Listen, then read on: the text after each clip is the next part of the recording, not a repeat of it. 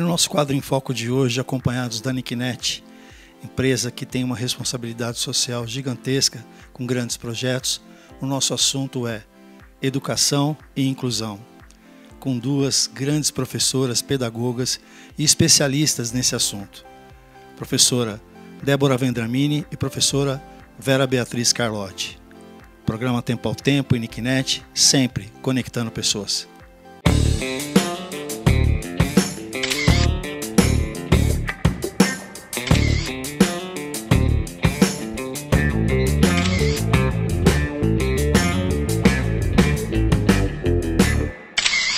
Programa Tempo ao Tempo, acompanhado da Nicknet, conectando pessoas, hoje num dia muito especial. Eu tenho o prazer de receber duas grandes referências da parte da educação, da inclusão, artes e cultura, não somente de Ribeirão Preto, mas de toda a região. Só que para apresentar elas, quando eu peguei o currículo, eu decidi da seguinte forma.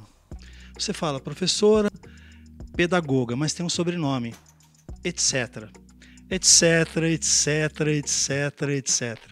Eu tenho o prazer de estar aqui com Débora Vendramini e Vera Carlotti, duas grandes referências da parte de educação, da parte de inclusão, artes e culturas e o mais importante, do nosso futuro. Débora, primeiro é um imenso prazer recebê-la para um assunto que você é uma gigante de conhecimento.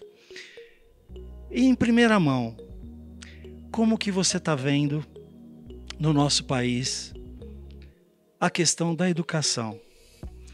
Desde a educação infantil até a faculdade e principalmente a questão da inclusão. Muito boa tarde. Eu agradeço a oportunidade. Eu agradeço a professora Vera Carlotti, minha amiga, estarmos juntas aqui. Você tem tempo, porque este assunto vai dar aí pelo menos uns 20 dias de discussão e horas e horas. Vamos sentar. Penso que neste país está em terceiro, quinto plano, 10º plano, a questão da educação. Se você me perguntar, é possível fazer uma boa educação? Eu consegui comprovar isso. É possível. Que eu entendo educação como uma questão de caráter, uma questão de dar oportunidade à juventude, às crianças, aos seres humanos. A educação, ela é essencial em qualquer período da vida. E eu falo do professor, esse abnegado mestre que é colocado em quinto plano nesse país, 10º plano.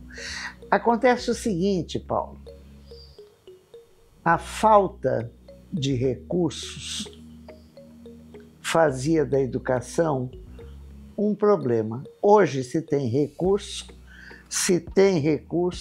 tem mais recurso, se busca recurso, mas se falta vergonha. Com certeza. O que falta, na verdade, é compromisso e comprometimento da classe política. Os nossos professores, que temos aí um histórico de 56 anos de trabalho, podemos falar das reformas, podemos falar da escola, podemos falar da juventude, podemos falar da experiência educacional que tivemos, o privilégio que tivemos. Porque eu sou filha da classe trabalhadora e passei pela universidade, e passei pelo ensino público de começo, meio e fim de carreira. Acontece que não se tem esse horizonte hoje. O que está faltando para a educação é este horizonte de luzes, de possibilidade, de gente comprometida, de gente com vontade técnica e política. Bons professores nós temos, certo? Com certeza. Pouco valorizados, mas ainda assim eu penso que há a solução.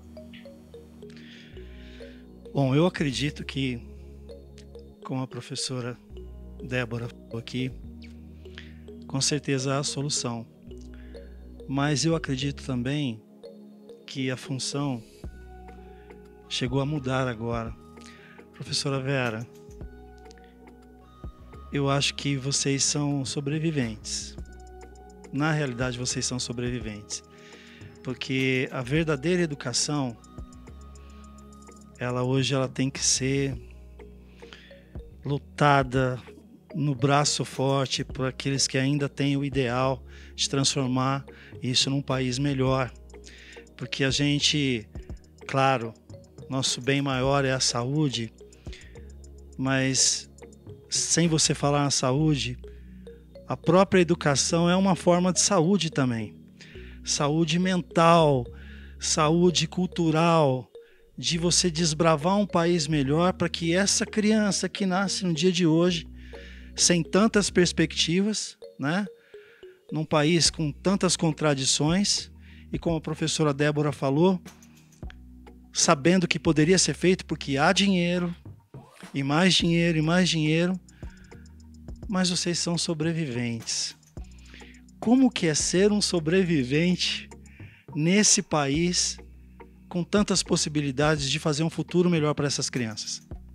Nesses últimos dias, depois do nosso boa tarde, a professora Débora já abriu, nós temos algumas notícias de mais investimentos e mais investimentos na cultura, que é um dos pilares da educação.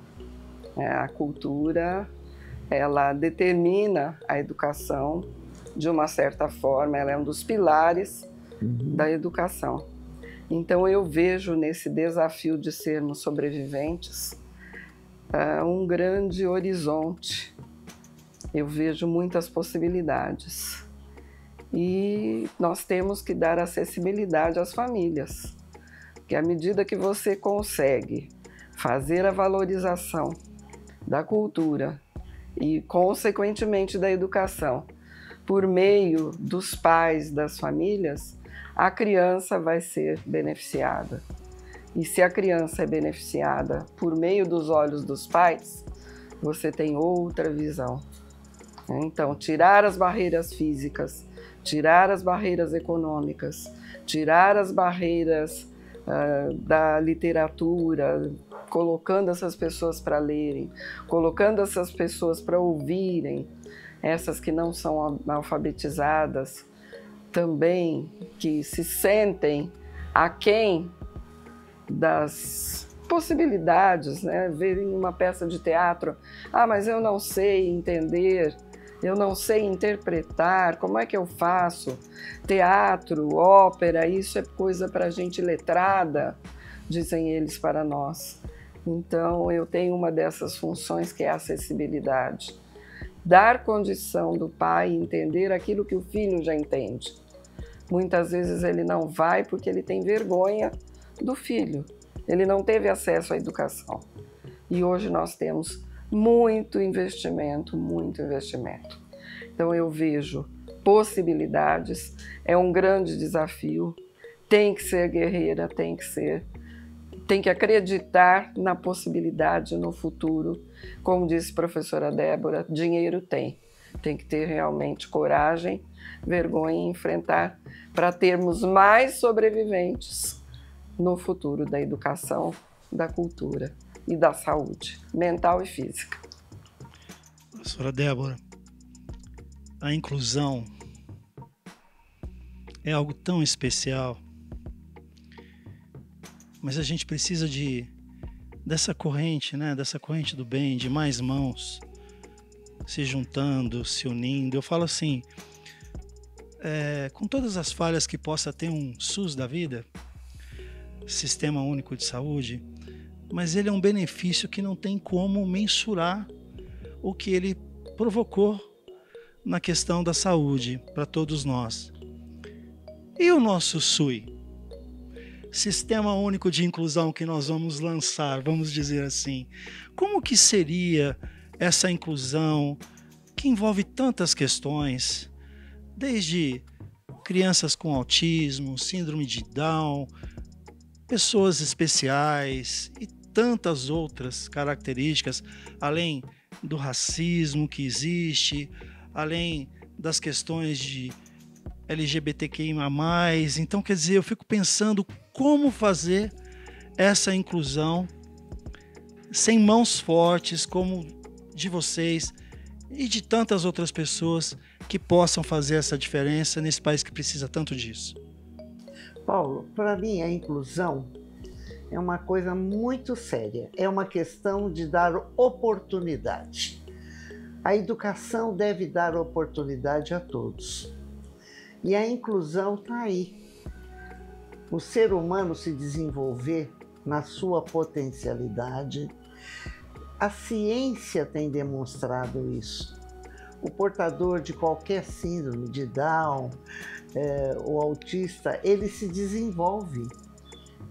Depende do educador, daquele professor que acredita no humano e que possa realizar isso. A educação tem que ser inclusiva para todos os seres e os professores preparados para isso.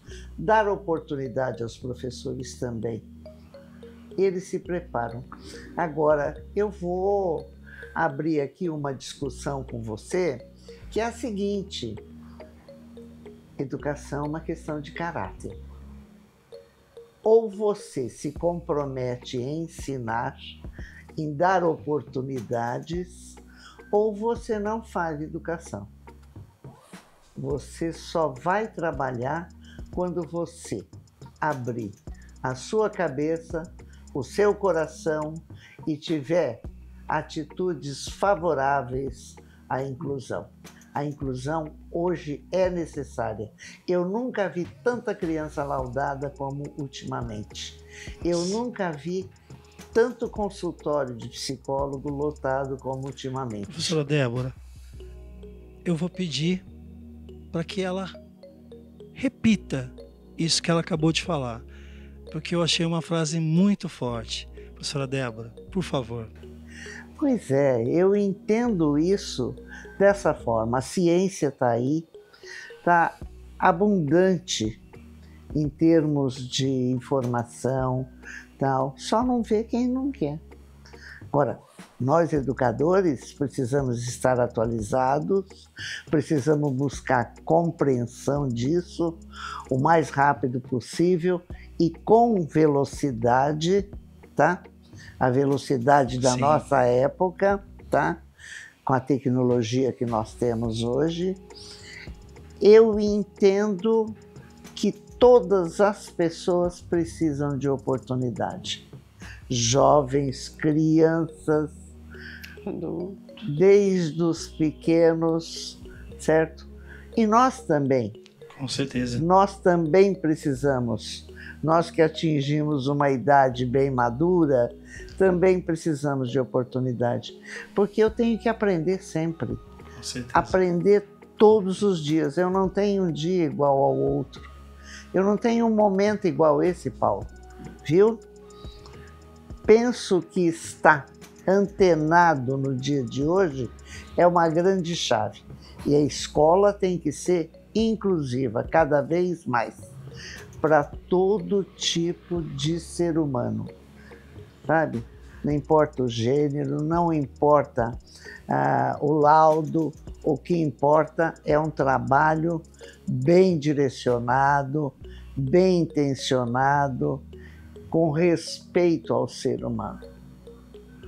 Bom, isso é maravilhoso. Professora Vera, essa ferramenta tão poderosa que é a arte e a cultura, como que ela se encaixa de uma forma perfeita nessa questão da inclusão? Eu quero até complementar Nós trabalhamos com estatística nos nossos espetáculos, nas nossas oficinas. E nós temos tido, de um tempo para cá, uns 2 anos mais ou menos, ou 3, a procura muito grande para pessoas serem incluídas, tanto fisicamente como intelectualmente. A procura de cegos, surdos, autistas, deficientes físicos tem sido muito grande. Quando nós trazemos oficinas ou espetáculos, a gente tem pego as perguntas: mas deficiente físico pode ir? Vocês têm Libras? Vocês têm tradução simultânea? Então, nós já temos nas nossas inscrições esses itens, porque nós temos tido uma procura muito grande de essas pessoas se interessarem. E a divulgação também nós fazemos nas escolas e nas instituições especializadas. Então, essa vertente de inclusão tem se aberto muito. As pessoas têm procurado os programas, as instituições, além das escolas. Então, se nós aliarmos a educação, as instituições, os governos para a inclusão, nós teremos um sucesso muito grande. Porque inclusão é inclusão de quem tem problemas físicos, problemas mentais, mas também quem tem dificuldades também tem que ser incluídos. Terceira idade tem que ser incluída. Tá? Obesidade tem que ser incluída. Não é considerada inclusão somente quem tem problemas de saúde identificados como modelos, mas todos, de alguma forma, temos alguma dificuldade. Até mesmo quem tem dificuldade de relacionamento. Isso é inclusão. Sim. Na educação e na cultura. E a cultura é um braço muito fácil de trabalhar a inclusão. Só que as pessoas têm medo de chegar perto de um Down, de chegar perto de um autista. E eles são muito receptivos. E eles são muito carentes. E cada vez mais nós temos essa facilidade. E os produtores, os artistas são carentes de nós levarmos essas pessoas.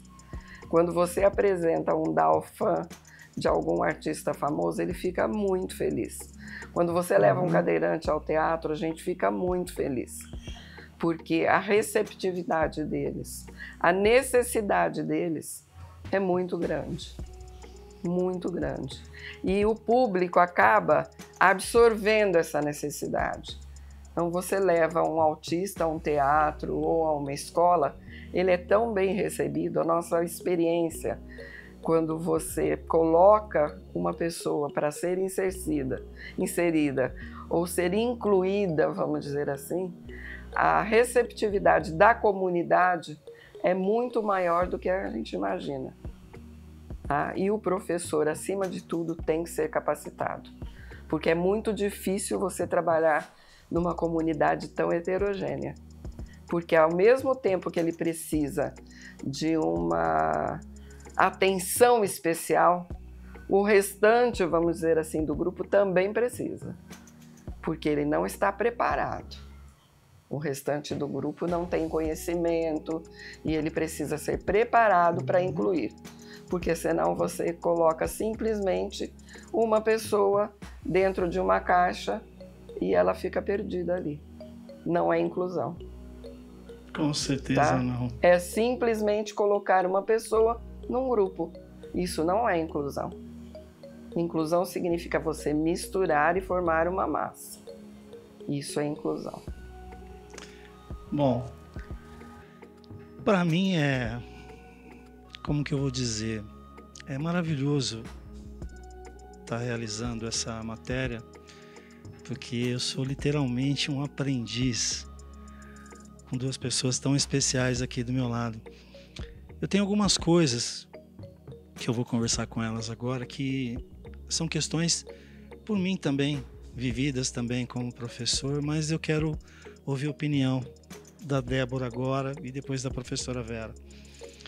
Débora, uma dúvida, não é uma dúvida, mas assim, uma forma que vocês trataram durante todos esses anos de experiência, a questão escolar, sendo inclusão ou não, com a questão da família, dos pais, de universos completamente diferentes, de pais que convivem bem, de pais que não convivem bem,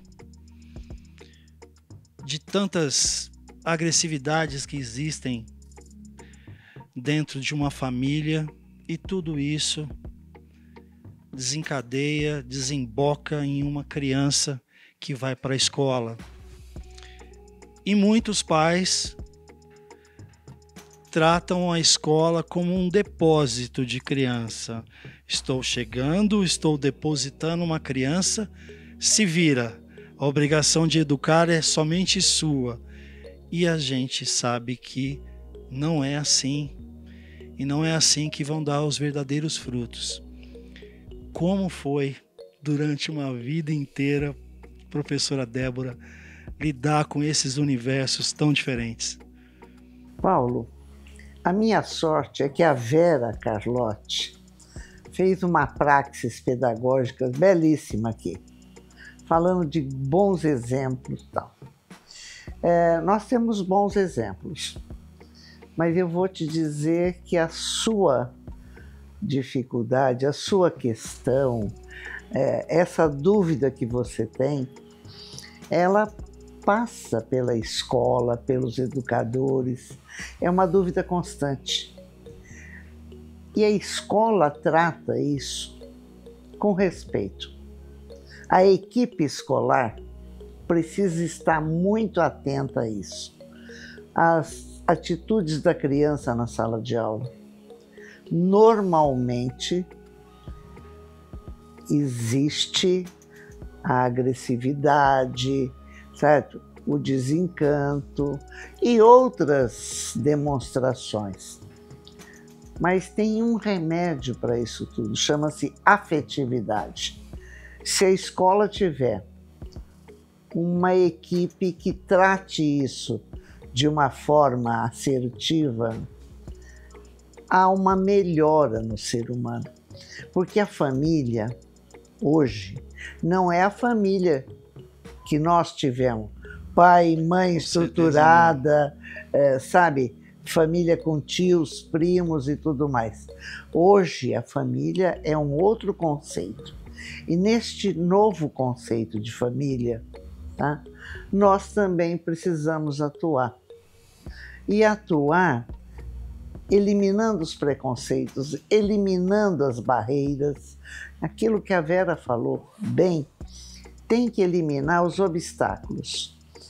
A afetividade é uma questão. A razão e a sensibilidade é que vão dar um emocional mais equilibrado para o ser humano. E é nesse equilíbrio que a educação precisa permear. Lidando e lutando por valores de essência. Quais são os valores de essência? Responsabilidade, honestidade e tal. E de vez em quando desponta num grupo de alunos, num grupo de professores, problemas que precisam ser tratados e encaminhados. E a gente não pode se ausentar deste momento difícil. É difícil para todo mundo, mas é possível trabalhar isso. Amém. É possível. Professora Vera, afetividade. A palavra forte, importante, que deve ser presente não na teoria, mas na prática, né? De realmente ter essa afetividade com as crianças. Mas a pergunta também é: e a afetividade que deveria existir muito mais forte em relação ao professor, ao respeito ao professor, a violência que a gente vê nos dias de hoje em muitas escolas, com o professor que está ali fazendo o seu trabalho, muitas vezes por um salário que não é digno de uma profissão tão importante para toda uma sociedade, para o mundo inteiro, como é o professor. E essa afetividade desse professor, onde está sendo colocada, não só pelas crianças, adolescentes ou adultos, mas por toda uma base, seja ela política ou não, direcionada a esse profissional. Como a Débora falou, essa afetividade eu chamo de afetividade profissional. Ela vai além do salário. Ela vai além somente da valorização do dinheiro. Ela vai na valorização da iniciativa do professor. Ela vai no respeito que nós temos uns pelos outros. No nosso trabalho do dia a dia, tem que haver esse respeito. Quando nós nos falamos na equipe, nas equipes de educação de diferentes escolas, de diferentes níveis. Então, quando eu converso com a Débora, que é de outra escola, que é da diretoria de ensino, que é da centro do professorado, eu tenho que respeitá-la enquanto professora em primeiro grau. E o meu professor, quando vai até o centro do professorado, ou quando vai à diretoria de ensino, por qualquer motivo, ele tem que respeitar e ser respeitado enquanto professor. Esse é o primeiro ponto que eu cito. E no trabalho de equipe, se não houver respeito e essa valorização, pode esquecer. Ela não chega no aluno nunca e nem na família. Então, a família sente quando você está sendo respeitoso, quando você está sendo o professor, quando você é o cara. A família sabe que está deixando, não como o pacote que o Paulo falou, mas quando ele está deixando o seu filho num lugar que tem uma equipe que valoriza o seu professor, esteja ele com todos os problemas do mundo. Quando ele chega na escola, a mochila fica para trás. A mochila dos problemas fica para trás. O coordenador deixa a mochila dos problemas na porta da escola. O diretor também. Porque todos temos problemas. Ninguém está 100% todos os dias do ano. Em cima disso que a Vera está falando, que é uma lindeza, eu não posso perder essa oportunidade Claro que de não. dizer que o professor precisa ganhar bem. Também. O professor precisa ter uma condição melhor de vida. O professor precisa ser respeitado pelo seu trabalho, que é um trabalho digno, honesto. O professor precisa de lutar, Sim. cada vez mais por esse espaço. Eu sou de uma geração que já abraçamos a Assembleia Legislativa, já fomos a São Paulo várias vezes como diretora de escola pública, brigando por salário, brigando por melhores condições, tá? E tem que brigar muito. Por quê? Porque não existe vontade política de valorização do professor. Então, o professor precisa ser incluído Sim. num pacote profissional de respeito. E valorizado, né? Muito. A valorização começa com dinheiro e oportunidade. Sim. Tá? Oportunidade de carreira, oportunidade de tudo.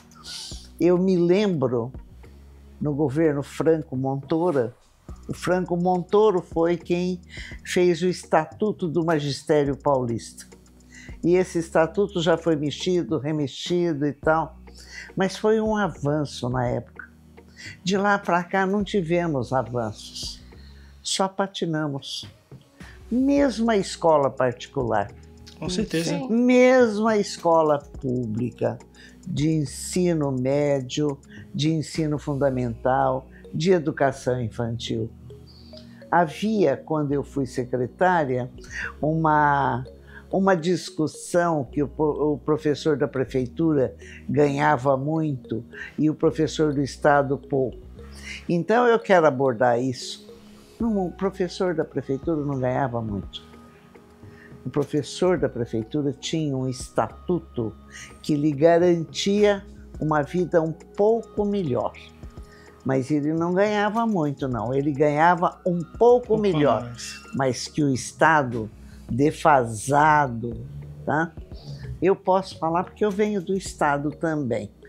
Mas o professor da prefeitura, o diretor da prefeitura, sabe? Também teve um achatamento. E isso é uma coisa que precisa ser revista urgentemente. Porque nós estamos próximo do professor. O sistema é municipal. Sabe? A autoridade não está lá em São Paulo. Está no município. Está muito próximo. E no particular também. Eu vejo hoje um absurdo o que fizeram com a nossa categoria. Porque quando a gente era muito jovem, adolescente, o sonho era ser professor, diretor de escola e tal. Hoje ninguém quer ser professor. Não. Tá? Em relação à família, nós temos discutido muito mais isso. O único lugar que a família fica tranquila de deixar o filho é na escola. No clube não fica, Sim. no shopping não fica, certo? No outro lugar social não fica. Mas na escola ele fica. Porque ele sabe que tem gente comprometida, compromissada, que vai cuidar do filho dele. E com afetividade. Com afetividade. Aí sim.